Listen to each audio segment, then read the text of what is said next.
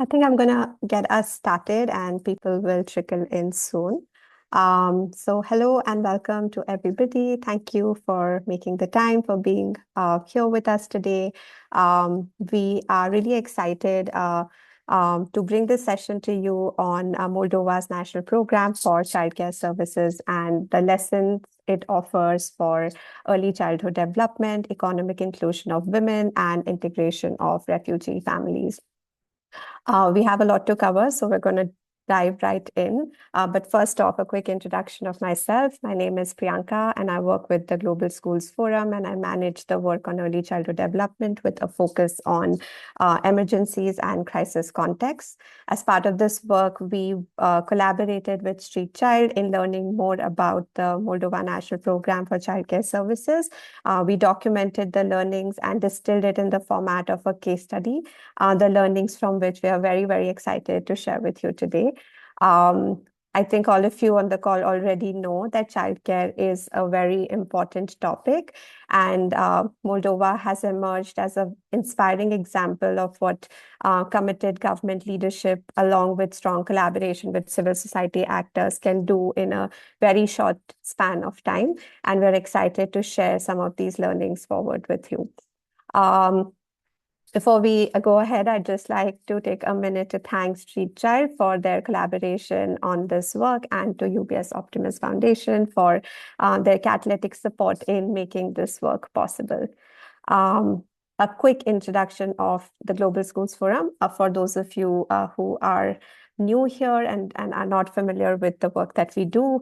GSF is a collaborative community of locally rooted organizations that are working to improve education at scale for underserved children in low and middle income countries.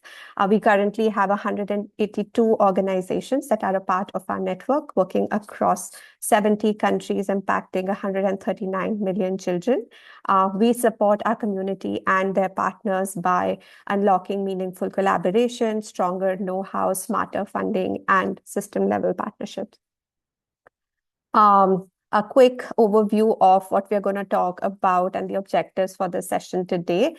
So first, we're really just going to look at the how the program was designed and rolled out and what it meant to enable access to childcare for families, including refugee families.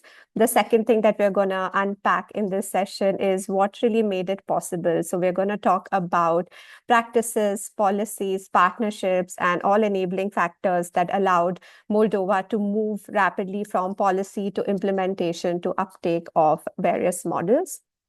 And third, we are going to draw lessons for strengthening childcare systems for policymakers, for practitioners, for funders in working in crisis-affected and resource-constrained contexts. Here is a quick overview of the agenda. I'm not going to go into too much detail, but this is just for you to know where we're headed in the session. So I'll leave it on for a couple more seconds. And quick housekeeping before I pass this on. So this webinar is being recorded and we will share the link of the recording with you after the session. Second housekeeping point is around just as you're listening in, if you have any questions and reflections, please feel free to share them via chat or the Q&A feature on Zoom. We'll take some of these questions at the allocated time for Q&A, but overall, otherwise, would also love to hear your reflection on what you're hearing from the panelists, what's resonating, what feels challenging. And I think all of this helps in just maximizing our collective learning. So we'll encourage all of you to continue to share as you're hearing from different speakers in this session. With that, I am going to pass it on to Mihaela to do a quick introduction to the National Program for Childcare Services. Mihaela is a program manager at Street Child who worked closely with the Ministry of Labor and Social Protection and various other key collaborators to design various elements of this program, to drive collaboration and to advance advocacy efforts for this initiative. So over to you, Mihaela, to do a quick introduction of yourself, of Street Child, about Moldova and what this program is all about. So over to you. Thank you, Priyanka. Hello, everyone. Really happy to be here today, and always having amazing feelings when we are about to share our work in Moldova. Street Child has entered the discussions with the Moldovan government in 2022 in the context of the Ukrainian refugees crisis. This is when, together with we joined efforts with the Global Schools Forum with our funder UBS Optimus Foundation to launch. If we can click on, yes, thank you, to launch an intervention in Moldova, which was designed to be the Moldova Early Education Initiative for Refugee Learners. It is when we started our first conversations with the government and the members of the Parliament of Moldova, when we understood and saw the great interest of the government of Moldova into developing a national program on childcare. And this is because there was a great political will, there was a great intentions from other multiple partners, some of them present today here, and there was great work already done in this sector. This is when, and I would like to express gratitude also to UBS Optimus Foundation for having the flexibility to discuss how Street Child can support the government in Moldova with the national program. And that's how in 2023 we supported the government of Moldova together with our partners to launch the national program on childcare services for children 0 to 3 in Moldova. Since then, the national program has achieved various great results with involvement of Street Child and other partners. Some of them are the launch of the alternative services, which are privately provided childcare service in Moldova. These are absolutely new for Moldova, and we are very proud of it. Together with that, we've launched and supported the launch of the platform serviciialternative.gov.md. Together with all partners and government investments, since 2023, we were able to support the expansion of 57 public childcare centers, catering to approximately 3,500 children in total in the institutions we worked in. We were able to support training of educators of the public sector creches, and we have a total number of more than 500 educators who have undergone education programs on early intervention and early education and early childhood care. And we are thankful to our local partners. I know some of them are present also today, Step by Step Moldova and Voinichel Moldova. If you can click. What is even greater from everything that we have achieved so far is that childcare remains an immense priority of the government, if I could say immense, of the government of Moldova. And we will have the opportunity today to hear from the State Secretary of the Ministry of Labor and Social Protection on how the efforts and the results so far would be maximized and increased in the years in the few years to come. I would like to mention again that with an initial investment into childcare brought from UBS Optimus Foundation through Street Child in Moldova of approximately 1.4 million Swiss francs, we were able to leverage this and the national program so far from the calculations done from all partners and the government are almost to 30 million Swiss francs already. So this again shows an immense ratio and a catalytic impact of the fundings brought in. To see how we achieve those achievements and to see how various partners and mostly how the government has contributed to this, we will have a panel today, and it gives me great pleasure to introduce our Global Advisory Director, Ramya Madhavan. Ramya. Thank you so much, Mihaela, and huge thank you to the Global Schools Forum for giving us this opportunity. It's always really lovely to connect with the GSF community, and we're delighted to be able to share a little bit of our experiences and also have you hear directly from the wonderful partners that we've been able to work with on this program. I think the key to the success of this program has really been the partnerships that have been created with the kind of aegis of the Ministry of Labour and Social Protection, but other development partners, local partners coming to the table with their different priorities, but really coordinating, collaborating towards the National Programme on Childcare. And we hope to be able to tell you a little bit more through our partners about how that was achieved and where we're headed from here.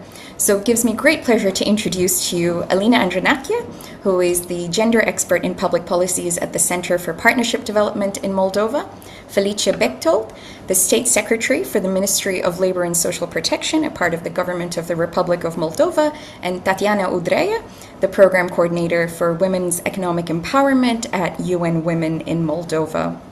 Thank you so much for taking the time out of very busy schedules at the end of the year to join us. We'll start with Felicia.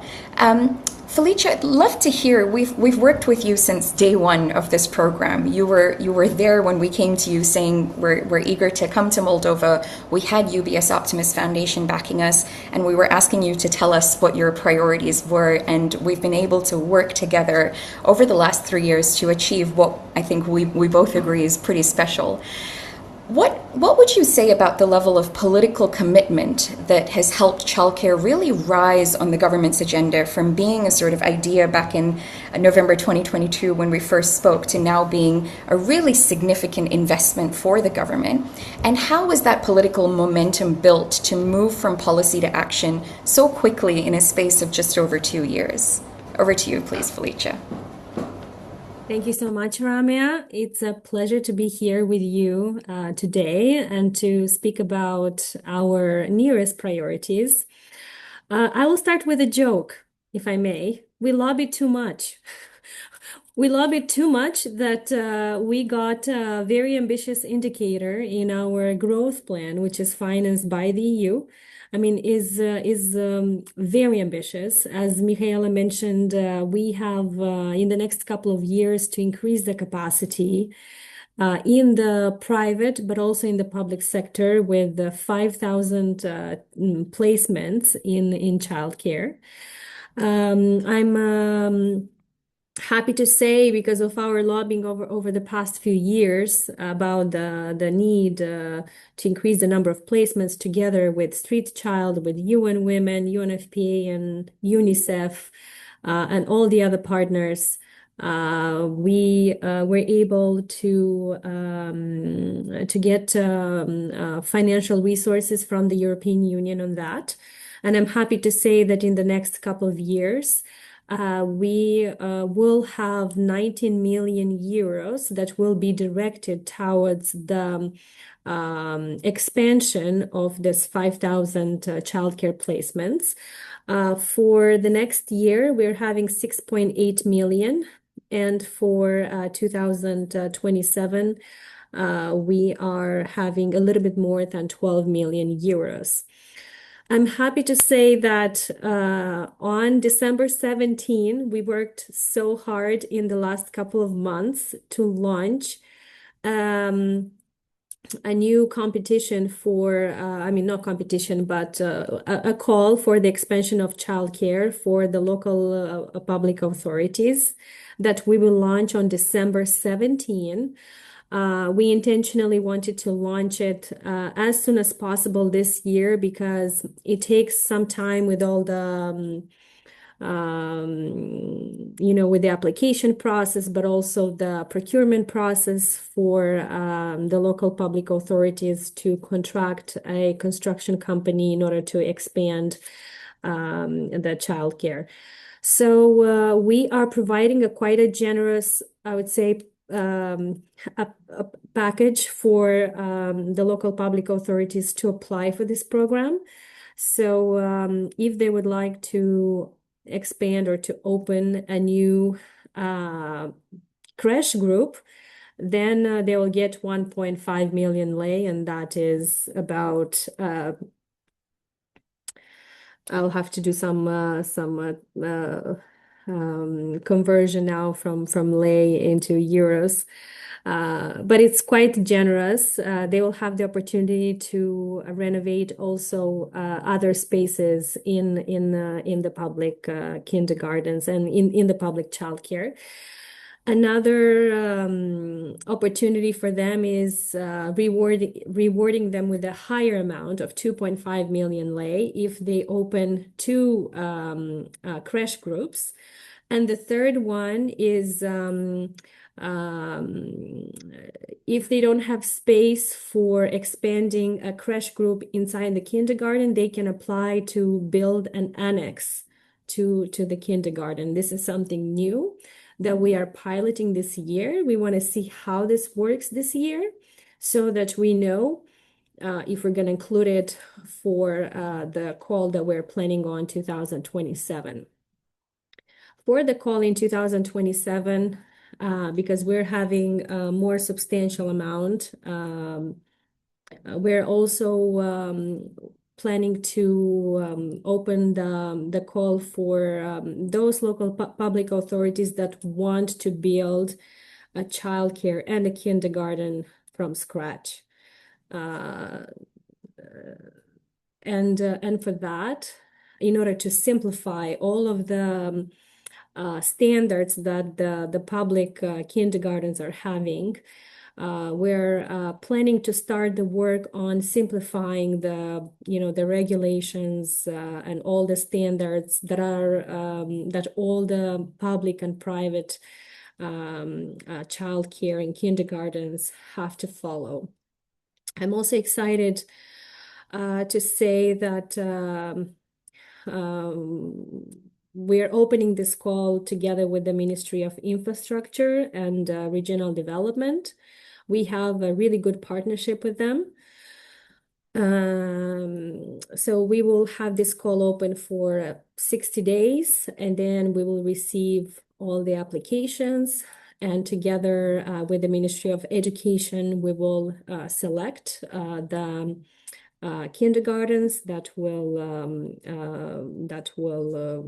win. And also, what is really new and that we applied for this call is that a local public authority will be able to apply for multiple kindergartens, and this is what is really new. So this is our third time that we're organizing this call. In the previous two calls, the local public authority could apply only for one kindergarten or one childcare. With this call, because we have more resources, we allow them to apply for multiple kindergartens and childcare. We see this as an opportunity for us to expand the childcare, but it's also, I have to say, it's a challenge because the indicator is very ambitious, and there's going to be a lot of work ahead of us in the next couple of years. Also, to achieve this target, we're going to work with the Ministry of Economic Development and Digitalization. We want to see what kind of programs they offer that are encouraging entrepreneurs, in particular women entrepreneurs, because there is more interest among them to expand private childcare. Our immediate priority is to work with them and see how can we encourage women entrepreneurs to develop private childcare, and to I think our success will depend on making sure that we are here for the local public authorities that have any questions in this program, but also for monitoring to see if there are any barriers in implementation, or if there are any I would say, issues maybe at the local level that we will get involved to make sure that we are not losing the financial resources, and to make sure that we are expanding, that we are achieving this target. Great. Thank you so much, Felicia. And again, so great to hear how we've gone from piloting in 2023 to really institutionalizing this as a ministerial program and having the backing of the EU growth plan to be able to do this. You mentioned the coordination with the different ministries. How has that coordination happened? And that's obviously been both a kind of very challenging and complex, but extremely rewarding component of the program to be able to bring the Ministry of Education, Infrastructure, Regional Development to the same table. What do you think enabled that collaboration? And again, what do you think has driven the commitment to turn this into such a large-scale program through the EU Growth Plan? I will answer with 3 words: excellent customer service. And here, I mean, I really value our partnership that we're having with the Ministry of Infrastructure and Regional Development. We are very quick at responding to all their needs. We are acting as a support role into doing outreach to the local public authorities. We will organize an informational session immediately after we launch this call.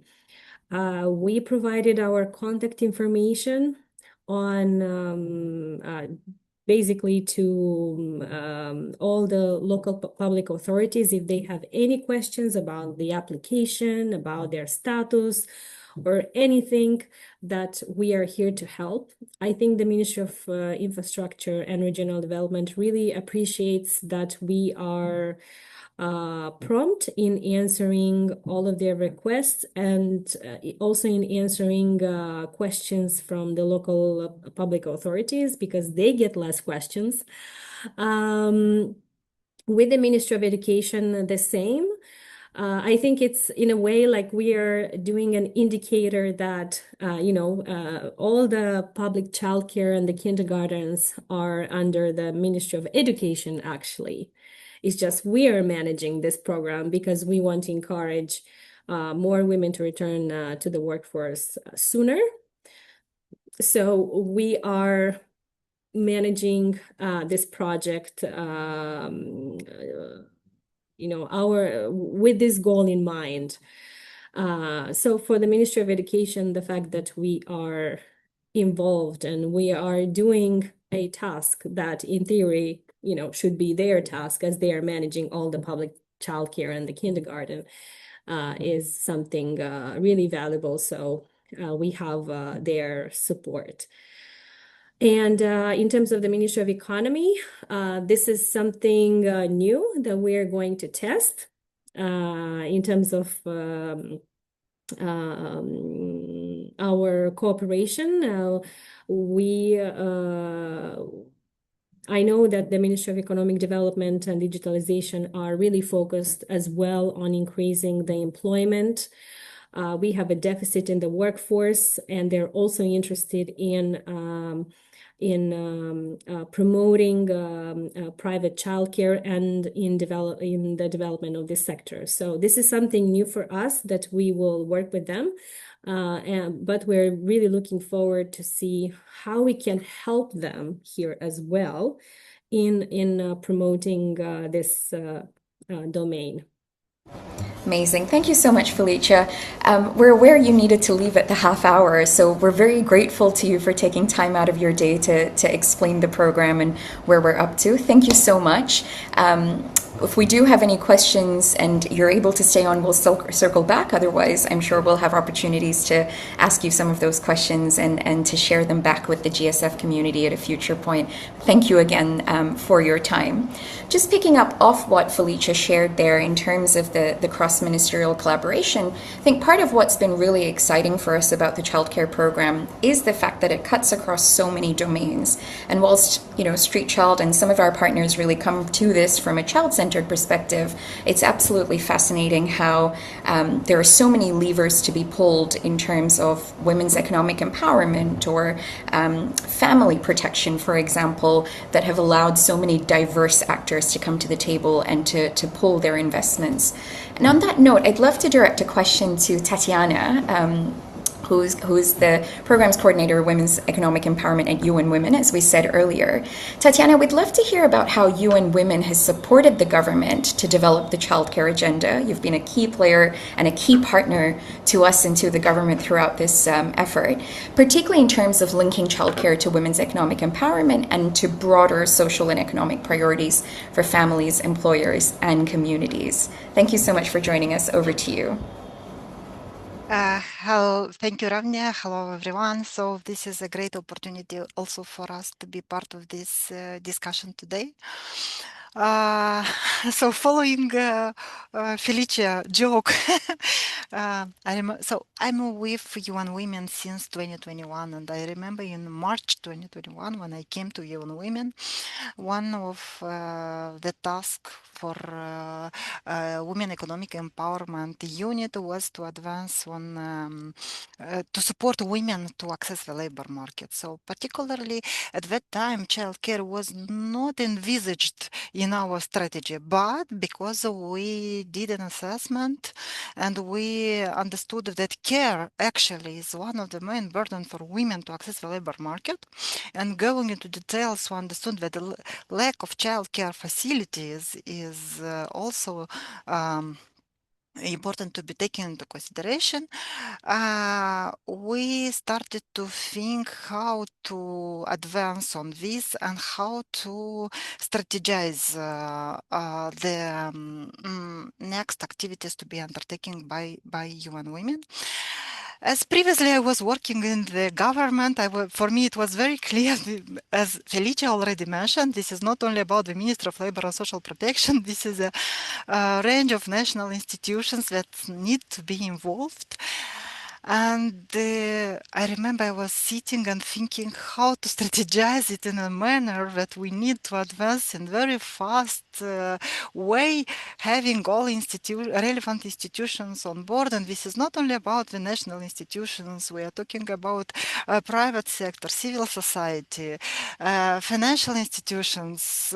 We were thinking how to work with World Bank because they also can contribute with some loans and things like that. So it was quite challenging and this time, and I think Moldova managed, and the government particularly did in very a smart and fast way, having all these stakeholders on board. So we started to advocate because with the support of CPD, and I must recognize also the importance of CPD and their involvement, expertise were of high value.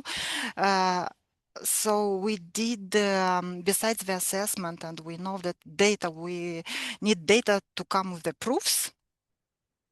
We did additional assessments. So what the CPD suggested to come up with alternative childcare services in order to solve this problem in a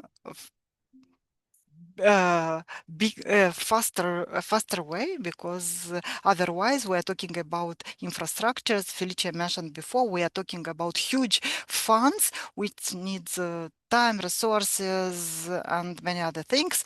So CPD came up with an additional assessment providing or suggesting 4 types of alternative childcare services. So we started to advocate. Together with CPD, we started to advocate on existing platform, having Parliament and Ministry of Labor and Social Protection as the main alliance. So we started with the Parliament. At that time, we had Dan Perchun, currently he's the Minister of Education.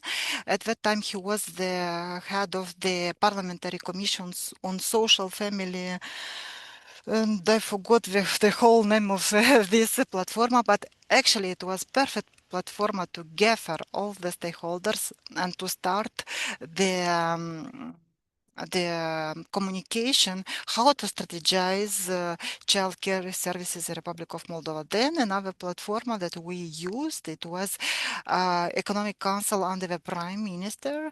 And we were able to support them in creating a kind of policy paper roadmap on women economic empowerment, and there we integrated also this initiative related to childcare services, having there on board people from different areas, national institutions, business environment, development partners. So somehow we started very hard to advocate for the importance of the childcare services in the Republic of Moldova, but mainly because we need, as Felicia mentioned, because the main problem is for women to attend the labor market, but as well looking into the figures related to women entrepreneurship, they were quite low. It was around 33% women were present only in micro and small businesses because of the care responsibilities. So the work started. So the first suggestion or how to start data to find appropriate platform where to advocate and to have alliance, national institutions and all other relevant stakeholders. Then we, again, with the support of CPD, we provided support to the Ministry of Labor and Social Protection to develop the legal framework. So currently we have the law and the governmental decision on childcare, alternative childcare services. Here, also other development partners jumped in, as Felicia mentioned. We also had the support from UNICEF side, the UNFPA, ILO, GIZ. So we were very lucky to enlarge the supporting family for this initiative. So I think it took us 1 year for the ministry to develop and approve the law, and in the next year already the CPD supported with the development of the governmental decisions of the proper mechanism how to implement alternative child care services. So currently during the implementation, as far as I know, some adjustments were done. Then we know that what is important to have some showcases, and we partnered also with the Ministry of Labor and Social Protection and with the Ministry of Regional Development and Infrastructure to support them in the implementation and so equipping and also renovating some public creches and to have some showcases and to have this proof and evidence that childcare could bring an economic added value. And pardon, I forgot to mention an important thing. Once we started, we did a costing exercise, meaning we need to identify very carefully entry points. So we need to see how much we invest, what is the economic value. And actually, we through this exercise, we showed that the investment. So actually, the investment was quite huge at that time demonstrated, but the added value was also an amazing one, showing how many women will be able to support to attend the labor market. And also we measure the GDP, the increase of GDP in midterm and long-term perspectives. Showing these figures, we were able to advance very fast. So this was a great contribution to prove and to have alliance and stakeholders on board. So as I said, we invest in public creches, but as well we started to support public institutions to create childcare rooms within their premises. So we did this exercise within the governmental building. Chisinau Mayoralty, police, national police inspection. And currently we are looking for ministry to also to continue with this exercise with the Ministry of Agriculture and maybe National Bureau of Statistics. Important to mention that once we are doing this, this is not only one intervention. The whole idea is much broader. We are working with them at the policy level, gender mainstreaming, the policies they are implementing, also looking into some initiatives. Somehow the things are much more broader than just to invest in child care. This is not only about this. This is about added value and economic. So how to make women from the Republic of Moldova to be economically sustainable. Then also we worked with the Ministry of Economy, and they have national order. This is organization of let me translate into English. Entrepreneurship Development Organization, because this is acronym, so it took me sometimes to translate.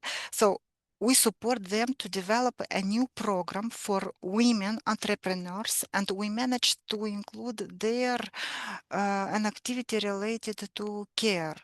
So thus women be able to create businesses, doesn't matter on care, child care, but also to invest in these programs as well. Moreover, currently we are working with financial institutions, commercial banks, microfinancial institutions, and we are trying also to grow this capacity and equip them as well to invest not only in businesses but in care as well. I try to be as short as possible to give the possibility to others as well to jump in. I think this is all from my side. If some additional questions will be addressed, I will be more than happy to answer. Thank you so much, Tatiana. And yeah, really encourage the GSF community to continue to pop questions into the chat as they turn up. But I think between Felicia and Tatiana, we've heard about how the program really looked to pursue a multi-pronged approach. So both expanding public childcare, but also, as Tatiana has just described, really pushing out and introducing for the first time in Moldova's history alternative services in 3 forms. 2 of the predominant ones that UN Women has really supported with being the family type creches and especially the employer type creches as well. As Tatiana mentioned multiple times, this was all underpinned by a heroic amount of policy work, a lot of which was spearheaded by our wonderful policy partner, the Center for Partnership Development in Moldova. And we're grateful to have Alina Andronache here with us today. And Alina, we'd love to hear from you a little bit more about what was involved in developing the normative framework to be able to bring alternative childcare models in to support the rapid expansion goals of the ministry and of the government more broadly, and what you see as being the kind of next phase for childcare's growth in Moldova. And once you've wrapped up, we'll pass over to hear from our entrepreneur and our mother as well. Thank you, Alina. Thank you very much. Hello, everyone. I can speak about this subject all day, but I try in 5 minutes. Sorry for my voice. I starting with begins once upon a time, but okay, I just joke. I think for us CPD, we work over the past 15 years in this field. Because like CPD has carried out systematic analysis on situations of family with young children in the labor market. We try aiming to identify effective support measures and inform policy development. And this assessment have consistently highlighted several structural barriers. First, the very long childcare leave and its negative impact on women's return to work. Second, the high share of mothers with with children aged between 0 and 6 years who remain outside the labor market. And third, the limited involvement of fathers in childcare. And of course, in Moldova, persistent gender norm shaping caregiving expectation is very high. Based on the legislative review, international comparative models, and survey data on parents' need, CPD developed an intervention framework, sorry for my English, built around 3 pillars. First, it's a more flexible childcare leave system that support both parents' involvement and reduce care cost for women especially. Second, it's incentives to increase fathers' participations and promote more balanced divisions of caregiving responsibility. And third, the diversification of childcare service, offering parents a wider range of high quality and flexible options. The third pillar, service diversification, has required the most intensive normative work and remains central to current reform. And I think it's the biggest challenge for Moldova now. We're starting very well, but we need to continue the work in this field. And we're starting with international case studies, such the Canadian family-based childcare model and employer-supported childcare in EU member state. And all these systems show how diverse community-based solutions can complement public service and facilitate parents' participations in the labor market, especially for mothers. This is also our big objective in our work. Of course, my colleagues mentions about all efforts, cost, money, about everything. If I will speak about legislations, drawing on this example, Moldova has developed a new normative framework dedicated especially to alternative childcare service. But big questions why we name alternative childcare service and why we need a separately law for this. A separate law was necessary because public educational service fall under the Ministry of Education, while private providers are regulated through a different legal regimes. And this service was defined as alternative are those because it's not provided by the state and oriented mainly toward care, not educational. Yeah, and what I say, rather than early educations, which justify establishing an independent legal basis just for this service. The new framework formalized several types of service that previously operate informally in Moldova, like certified nannies, family-based childcare service, and employer-provide childcare for children under 3. But starting on 1st January 2026, new regulations on child-friendly space for children over 3 will further broaden available options. It's for employment, it's at work. Uptake is increasing, particularly for individualized and family-based care. However, expansion remains limited by challenges related to the economic regime of service provider, including license, taxation, and the sustainability for small-scale service. Addressing these constraint and essential for ensuring accessible, flexible, and high-quality childcare across all service model. As a result of this reform implemented so far, Moldova is now the second country after Sweden with the most flexible option for childcare leave. And why this is important, we continue work in the childcare service because this significant progress shift our focus toward the development on consolidation of childcare service. If we don't work in this field, all efforts have the most flexible options for childcare leave doesn't work in Moldova, or we don't have a big impact. Of course, all this progress starting in 2021, we work nearly 15 years on continued advocacy. And I think I can say just a unified coalition of civil society, public authority, and development partners has emerged an alliance. This alliance, what has played a decisive, role in advancing this reform and making today achievements possible. Beautifully put, Alina. Thank you so much. And again, we'll underscore that that's what we've really felt is the power of this program lies in the partnerships that it's been able to bring together. I'll just do one more call for questions. If you have any, please do put them into the chat and we'll make sure to circle back to them before we end the session. But to close off now, I have the great pleasure of passing to my wonderful colleague, Christina, who is going to support an entrepreneur who has been part of our program, as well as one of our mothers whose children attend one of our family type creches, to share a little bit about their experience with you.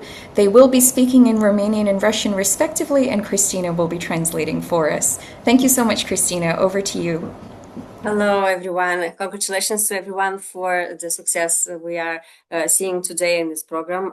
We have the lucky to be today with one of our service provider, family type creche, Irina Avtutova, and one of her parents, mama, Ukrainian mama from Anya Betsula. And yeah, it was very hard to have them here because they are busy with babies all day long. So now we are happy to please for your questions. So yeah, they are having now a short window. What would you like to know about them? Oh, a baby just came. So about Anya. So Anya has a baby girl, Sofia. She came. She went here 2 months by Irina, and then she went to the kindergarten because she got suddenly very used to it was much easier for her. The transition was very good. Да, что за опыт у вас был и как вам помогло это? Хорошо. Здравствуйте. Меня зовут Анна. Мы из Украины. Проживаем в Молдове уже 3,5 года. И мы случайно узнали об этой программе. Hello, my name is Anna and I am from Ukraine and we are here. Сколько лет вы здесь? 3,5. Already 3 heard about this program. Как вы услышали про эту программу? Мы проживаем здесь рядом в центре для беженцев. И нам подсказали, что есть такая программа, и такие ясли находятся у нас в соседнем доме. We are living nearby the center of this family type creche in a refugee center, and we heard there about this service. So that's how we heard about the program, yeah. Yeah. Вот, мы пришли сюда, я привела свою Сонечку, который был 1 годик, и с ней пришел братик тоже, которому было на тот момент 2 года. So at the beginning, I came here with my 1-year-old daughter and older sibling of 2 years old. Двоюродный брат. Двоюродный, двоюродный, Родной сестры. ага. Very short, nu știu cum în rusă, mă scuzați. With her 2-year-old cousin. So Cousin, yeah, of the exactly. members of Cousin. the family. Sorry, my Russian is not the best, but I'm trying. Да. So, Дети пришли вот сюда в ясли, они увидели тут такую красоту, игрушки. Это не просто игрушки, это, например, развивающие игрушки были, все новое, все красивое были. было. So they loved it here because of the toys being educational toys and beautiful and comfortable. It's a comfortable place.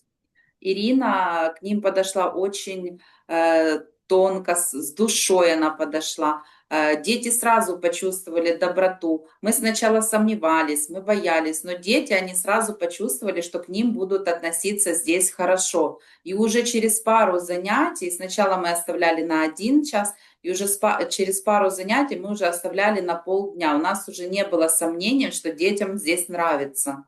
Children adapted themselves very easily here because Irina has a very sensitive, fine approach, and children needed only a few sessions until they got used and adapted totally, and they could just stay here and sleep.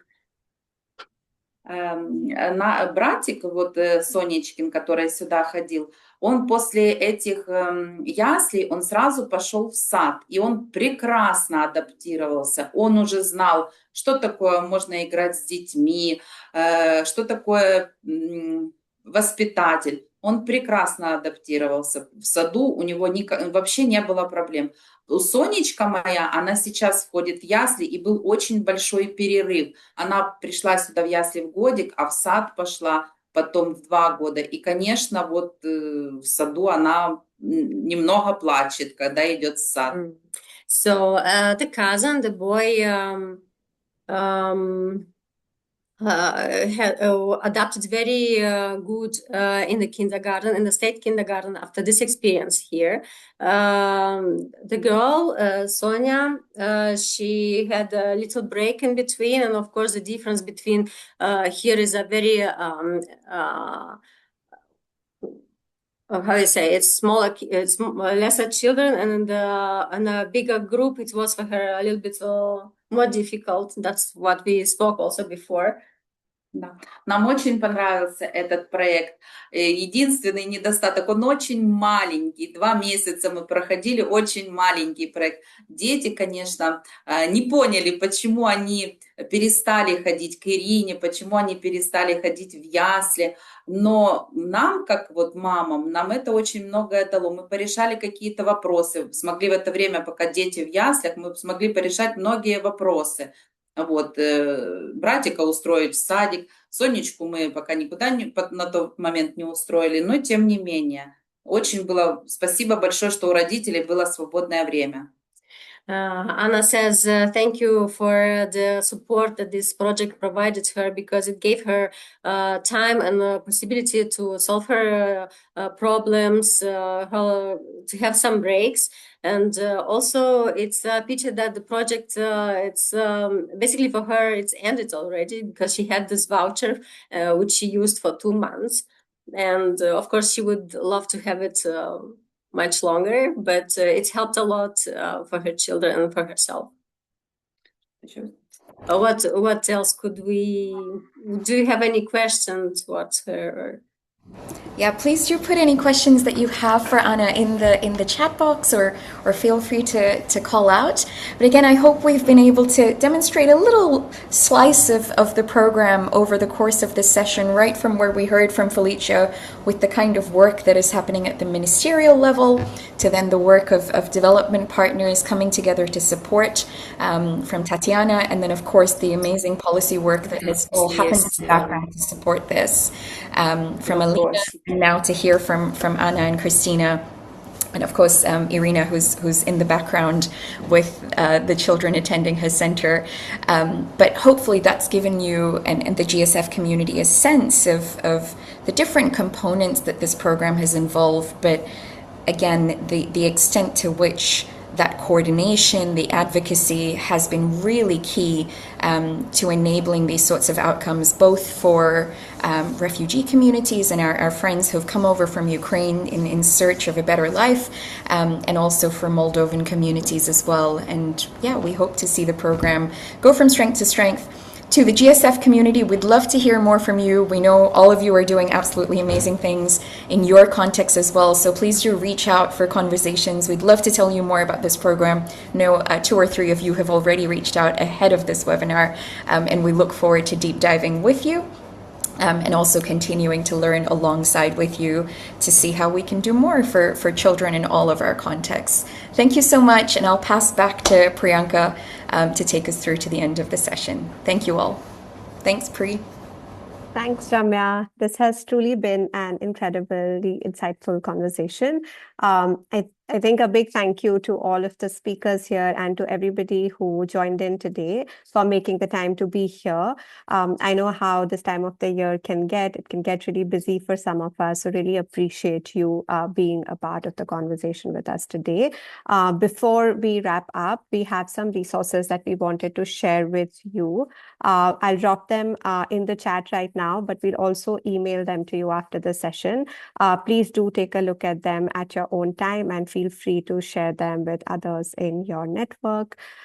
We also have a quick poll that we wanted you to take. This is essentially feedback on this session and will help us understand what went well and what would you like to hear more about in the future. There is one particular question in the survey which is around other topics that you're interested in learning more about, so we can make sure that future webinars covers conversations that matter most to you. The poll seems to be open right now. If you could take that, we'd be really grateful for your feedback and insights. Once you have taken the poll, please feel free to drop off. But before you go, a big thank you again for joining us today, and a big thank you to the Street Child team for organizing this with us. Yeah, thank you. And thank you so much to our guests. Really, really grateful to Felicia, Tatiana, Alina, Irina, Anna, all for making the time to join us and to share their experiences of the program with us today. Huge thank you to our friends at GSF, as always, for helping network and connect. And thank you also to UBS for their hugely catalytic investment that's allowed all of us to do this work. Thank you all for attending. Have a great rest of the week and weekend.